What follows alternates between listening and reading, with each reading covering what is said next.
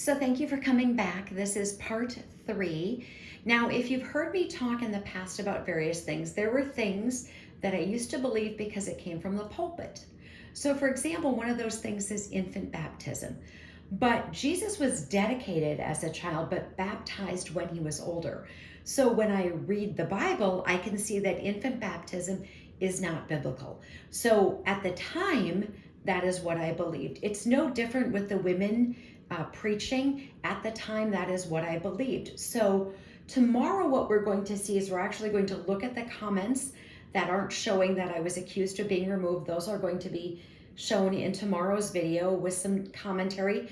We've got Bible verses that I need yet to give you, but I need to pick up here in 1 Timothy 2. This is verses 10 through 15.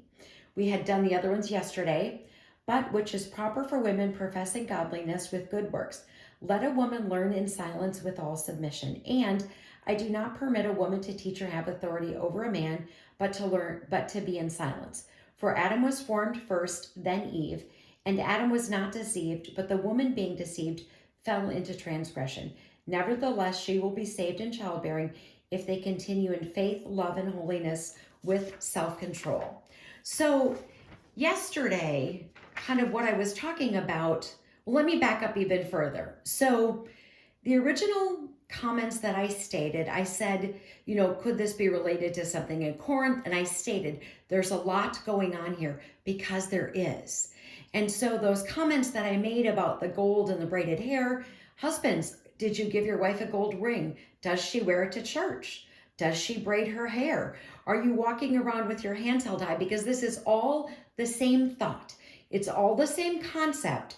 And just because somebody isn't doing what they're supposed to, let me just say, doesn't give you the right to not do what God is asking you to do. So we need to be obedient. But it's interesting that men skip over that hands held high and then the comment about the gold and the pearls, etc.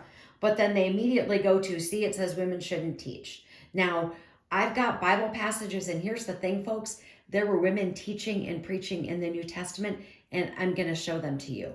Now, when I said, could this be related to Corinth? So 1 Timothy, what do we know? 1 Timothy, they're in Ephesus. So my comment when I said there's a lot going on here, could this be related to stuff in Corinth? I was immediately dismissed and was immediately said that I was, that I've been corrected, etc. There's stuff going on in Ephesus that's going on just like in Corinth, and we're going to talk about that coming up. So when we say these things that women shouldn't do this, and I had tried to make this connection, we're not following those directions given to the Corinthian church about women must cover their hair, men, you can never cover your head. We're not following those because we understand there's a lot of pagan practices going on. And so we don't follow those. 1 Timothy, it says, as I urged you when I went unto Macedonia, remain in Ephesus, that you may charge some that they teach no other doctrine. There's stuff going on there. And it says, nor give heed to fables and endless genealogies, which cause disputes rather than godly edification, which is in faith. This is how Timothy starts out. They're in Ephesus. There's things going on in Ephesus, which is why I made the statement, there's a lot going on here. So I'm all for what does the Bible say? But just as I said, there's things in Corinth going on that we don't follow. There in Ephesus, there's things going on there.